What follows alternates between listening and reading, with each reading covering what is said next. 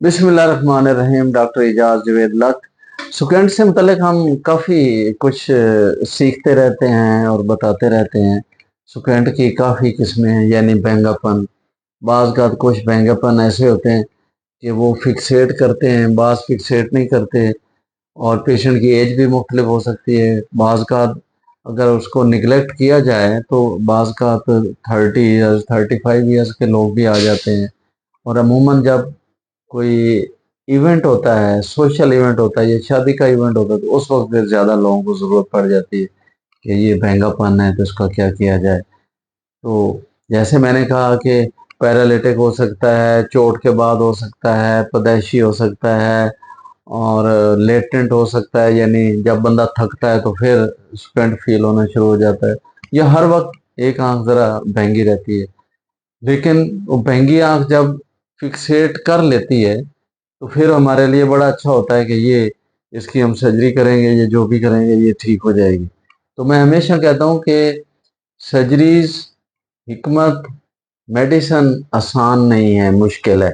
लेकिन उसमें जितनी मुश्किलात हैं आई की सर्जरी के हवाले से, तो जो स्टेंट सर्जरी है ये मैं समझता हूँ कि अगर इसकी असेसमेंट करनी आए तो ये मुश्किल नहीं है, ये सबसे आसान है।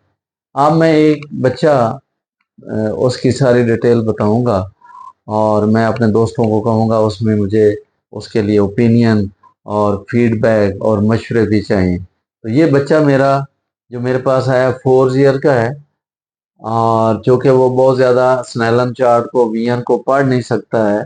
उसकी राइट आई -9 है, जो मैंने उसको डिलीट करके दिखा है, -9 डायप्टर। और लेफ्ट आई -2 डायप्टर। और राइट आई सुकेंटिंग है, और तकरीबन 20 प्रिज्म डायप्टर। एक्सोट्रोपिया है उसको, यानी आंख बाहर जा रही है, इतना प्रिज्म डायप्टर। जब हम दूसरी आंख को कवर करते हैं तो आंख फिक्सेट होती है, यानी आंख अपनी पोजीशन पे आती है। थोड़ा सा दूसरी आंख में लेटेंट स्क्विंट है। ठीक है। अब क्वेश्चन ये है कि अगर हम इसको -9 देंगे और इसमें -2 होगा तो वो इम्बैलेंस इतना ज्यादा है कि इस आंख में इमेज कुछ और है, इस आंख में कुछ और है।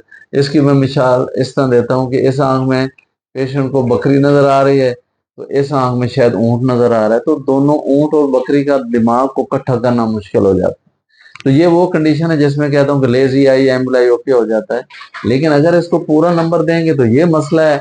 अगर नंबर नहीं देंगे तो इसका ये इशू होगा कि उस पेशेंट की आंख लेजी हो जाएगी। अब हमारे पास ऑप्शन ये, या तो इसको हम कंटेक्ट लेंस लगा दें और इसमें ऐनक लगा दें, लेकिन अब बच्चा 4 साल का है, वो कंटेक्ट लेंस को कैसे अफोर्ड कर पाएगा। दूसरा तरीका ये है कि एक मैंने ढूंढा, ये दोस्तों से इसका फीडबैक चाहिए होगा, मैं इसकी 2 ऐनकें बनाऊंगा। एक मैं 9 की बजाय 5 लगा दूंगा, दूसरी में -2 लगाऊंगा। उसको कहूंगा ये स्कूल जाए, जहां जाए, ये हर वक्त लगाए। और एक उसको फुल करेक्ट करूंगा, और उस फुल करेक्शन के टाइम उसको कहूंगा कि ये इसकी एक्लूजन थेरेपी करे, यानी गुड आई को 2 घंटे बंद करे और इसको मौका दे। लेकिन अगेन जो क्वेश्चन है जो हमें डिस्टर्ब कर रहा है वो स्क्विंटिंग भी है आई। अब बड़ा मसला है, स्क्विंट सर्जरी करें, नंबर 1। फिर इसकी हम लेसिक भी नहीं कर सकते कि बच्चे की एज 4 ईयर्स है, अभी वो इमैच्योर है, उसको हम लेसिक भी नहीं कर सकते। तो ये 2 एनको वाला किसी हद तक हमें एक्सेप्टेबल है। कंटेक्ट लेंस भी बहुत मुश्किल है, लेकिन है तो बड़ी अच्छी चीज।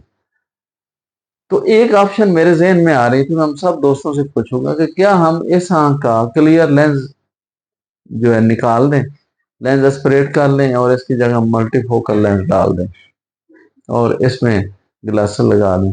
लेकिन वो सर्जरी के जो जितने ज्यादा कॉम्प्लिकेशंस हैं, डेंजर्स हैं, वो तो हमें फेस करने पड़ेंगे। तो ये वाला सिनेरियो, चूंकि मैं भी इसमें बहुत सोचने पे लग गया था, तो आप दोस्तों से यही गुजारिश है कि इसका मुझे फीडबैक बताइएगा कि मैं इस मरीज का क्या करूं।